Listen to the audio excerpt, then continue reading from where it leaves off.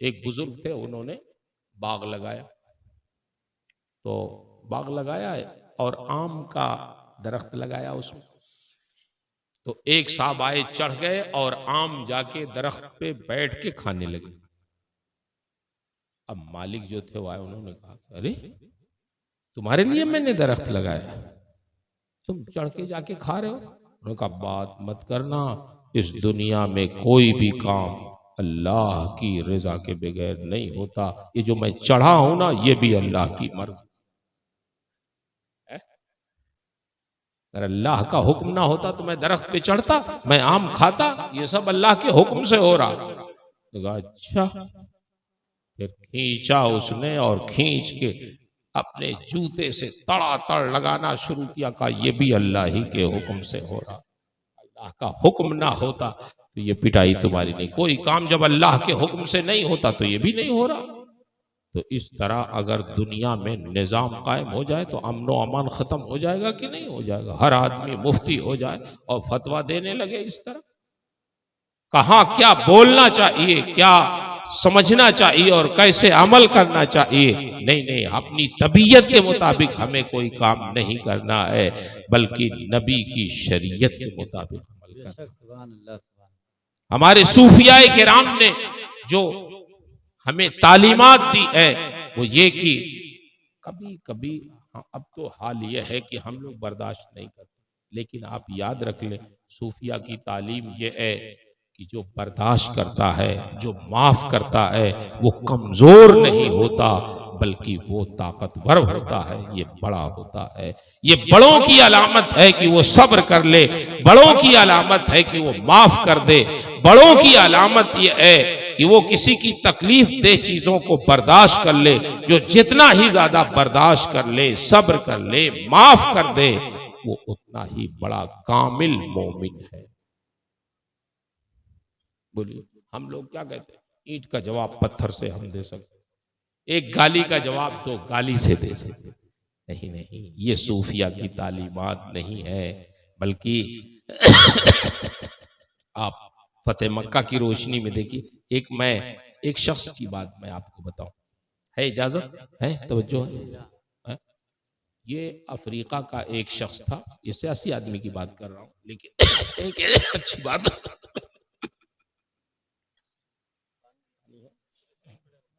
हाँ, तो अफ्रीका का एक शख्स था जिसका नाम था नेल्सन मंडेला। नाम सुना होगा आप लोगों ने। मंडेला का नाम तो बड़ा मशहूर आदमी था।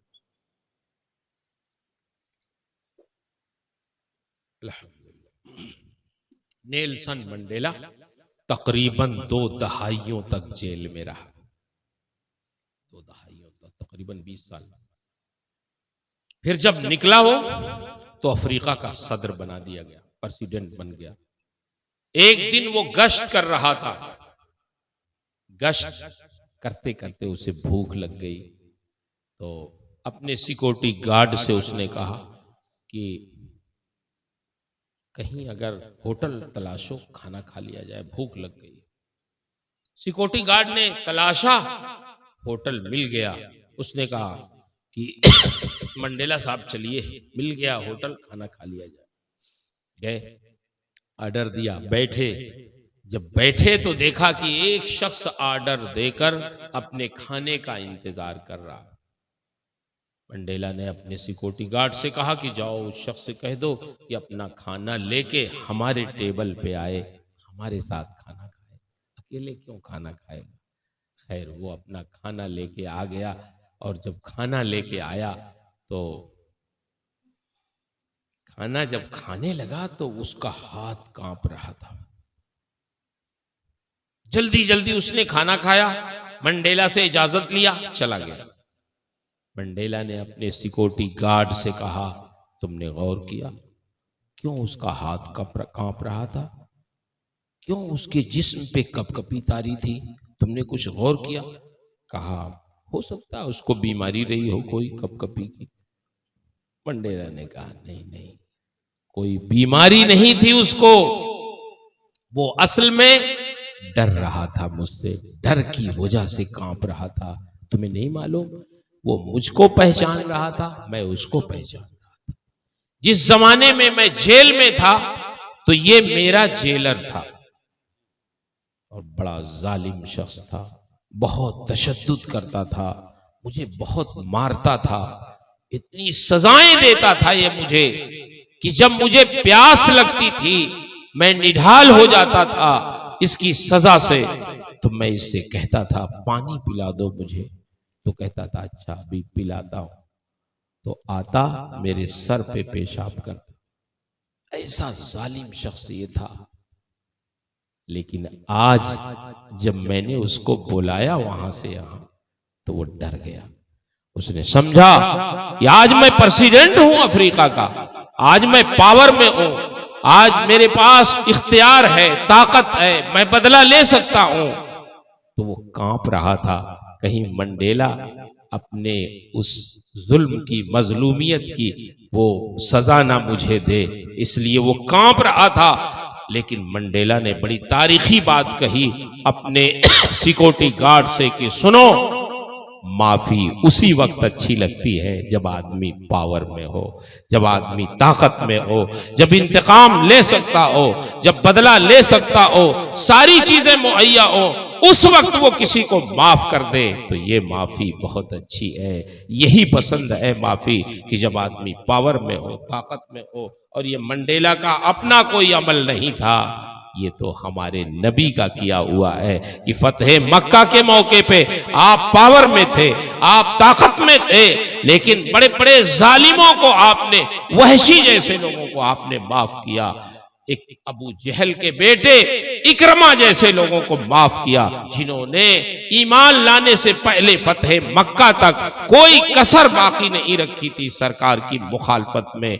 जैसे अबू जहल ने बड़ी जहालत का सबूत दिया था, इकरमा ने भी, हजरत इकरमा ने भी ईमान लाने से पहले तक फतेह मक्का तक कोई कसर बाकी नहीं रखी थी।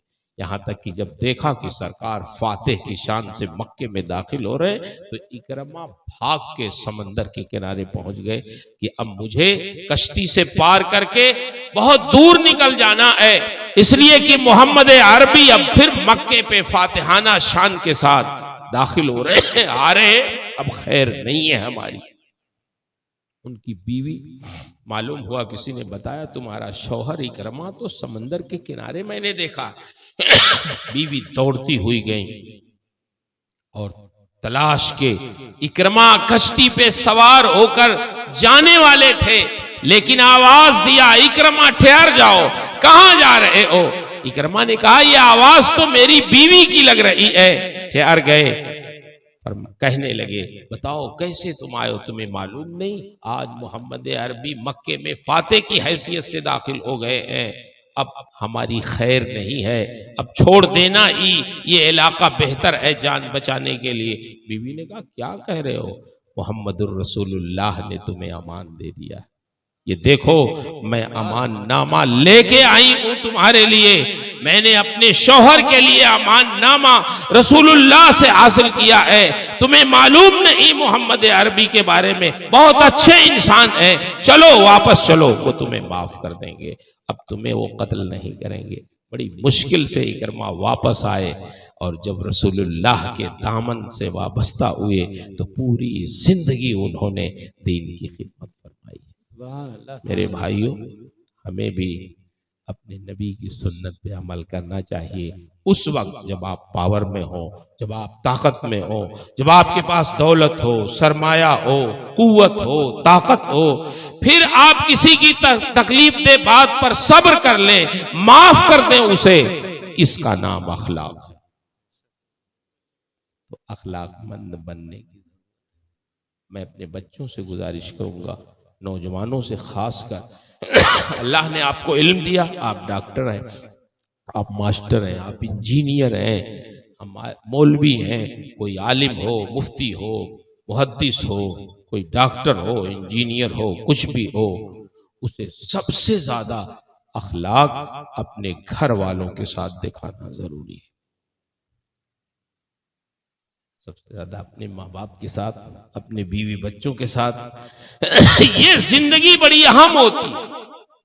अपने दोस्तों के साथ तो आदमी मिलता ही रहता है, 1 घंटे की हमारी आपकी मुलाकात है, एक घंटे में आप क्या हमको जानेंगे, हम कैसे हैं क्या हैं। मुस्कुरा के आपसे मिलेंगे, बातें बड़ी अच्छी आपसे करेंगे।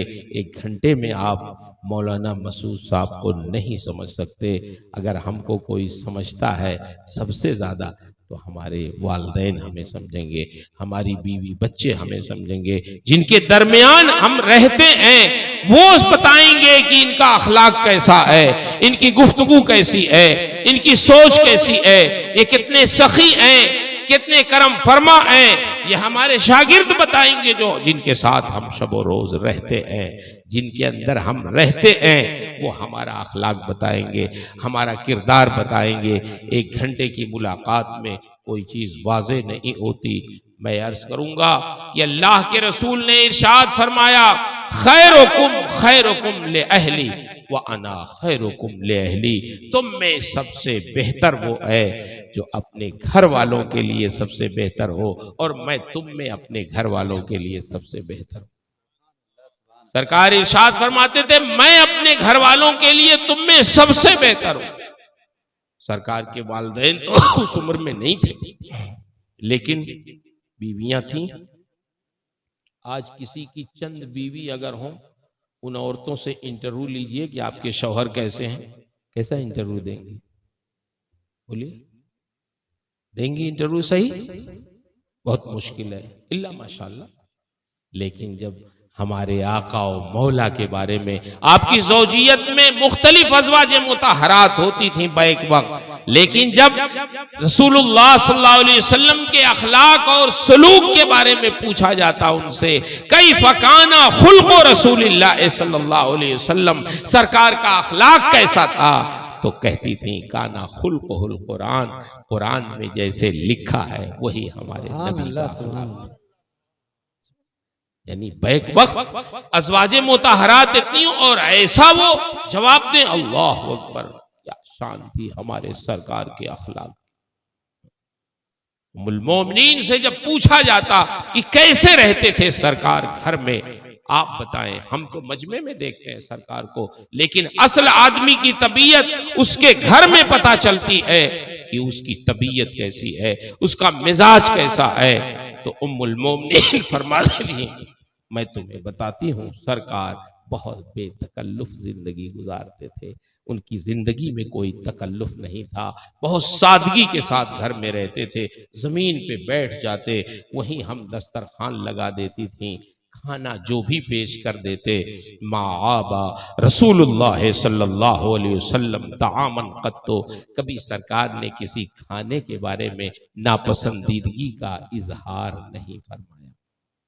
नहीं खाना था होता तो छोड़ दो, लेकिन ये नहीं कहते कि तुमने क्या ला के पका के रख दिया, मैं तो इसे कभी नहीं खाता हूं, क्यों रखा यहां। नहीं नहीं, नहीं खाना होता नहीं खाते, छोड़ देते, लेकिन ये नहीं कहते, इजहार नहीं फरमाते, हमारे ऊपर नाराजगी का इजहार नहीं फरमाते, बल्कि सरकार हमारे कामों में हाथ बटाते थे, खुश होते, दिलजूई फरमाते। हमारी दिलजूई में उम्मुल मोमिनीन हजरत आयशा फरमाती, हमारी दिलजूई में अगर हम तवे में रोटी डाल देती थी तो हमारे सरकार उस तवे की रोटी को उलटने पलटने लगते थे। हम समझती थी ये सरकार का काम नहीं है, मगर ये भी जानती थी ये सब हमारी मोहब्बत और हमारी दिलजूई में सरकार कर रहे हैं। बोलिए, तो कभी आप लोग भी दिलजोई में कोई काम करते हैं घर का? बोलो यार, है? नहीं करते, हम लोग नहीं करते। अच्छा, अब घर का भी काम करेंगे, बाहर भी करते हैं, अंदर भी करेंगे। एक मौलाना साहब की दावत एक साहब ने कर दी। मौलाना साहब गए, पहला लुकमा उठाया तो कहा, माशाअल्लाह, खाना किसने बनाया है, बहुत लजीज खाना, बहुत अच्छा खाना है। तो उनकी बीवी पर्दे के पीछे से लगी रोने, आवाज से रोने लगी। मौलाना साहब ने कहा, ये आपकी बीवी है? हाँ हाँ बीवी। फिर रो क्यों रही? मैंने कोई बुराई तो नहीं की, उनके खाने की तारीफ ही ना की है, फिर क्यों रो रही हैं आप? तो उनकी बीवी ने पर्दे के पीछे से कहा कि मौलाना साहब, 35 साल हो गए हमारी शादी हुई है हजरत साहब से, लेकिन 35 साल में इस बंदे ने कभी नहीं कहा, अच्छा से अच्छा खाना मैंने बना के खिलाया, कभी नहीं कहा कि आज तुमने खाना बहुत अच्छा बनाया। मैं इसीलिए रो रही हूं कि काश मेरा शौहर कभी कह देता कि तुमने खाना बहुत अच्छा बनाया तो मेरी मेहनत वसूल हो जाती।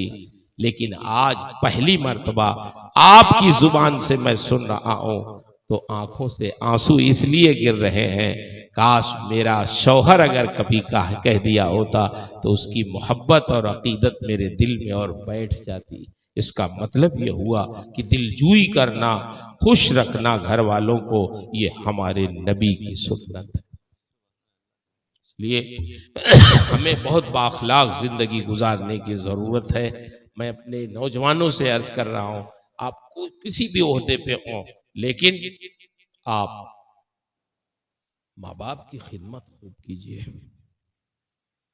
अब तो जब आप साहिब औलाद हो गए हैं तब तो एहसास तो हो जाना चाहिए ना कि माँ बाप ने कितनी मेहनत की है। बोलिए, कभी कभी पहले अशरफिया से जाते थे घर, दोपहर में पढ़ा के जुमेरात को, तब गाड़ी उड़ी नहीं थी, बड़े बस से जाते थे तो पहुंचते थे कभी 9 बजे रात में, कभी 10 बजे रात में। और वालिद साहब बहयात थे, अल्लाह उनकी मग़फ़िरत फरमाए, बरामदे में सोए रहते थे। और जैसे ही हम पहुंचते थे 10 बजे रात में, 9 बजे 11 बजे, जैसे कभी बहुत देर हो जाती थी तो अस्सलामु अलैकुम कहते तो वालिद साहब वालेकुम अस्सलाम कहने के बाद सबसे पहले कहते सवेरे आया करो, बहुत देर करके आते हो तुम। तो मैं कहता कि अरे आप सो जाया करें, मैं तो आ ही जाता हूँ, क्या मसला है, सो जाया करें। कैसे सो जाए, नींद ही नहीं आती है। मालूम रहता कि आज तुम आने वाले हो तो नींद ही नहीं आती है। तो उस वक्त तो बच्चे नहीं थे हमारे, तब नहीं समझ में आता था कि माँ बाप को नींद क्यों नहीं आती है।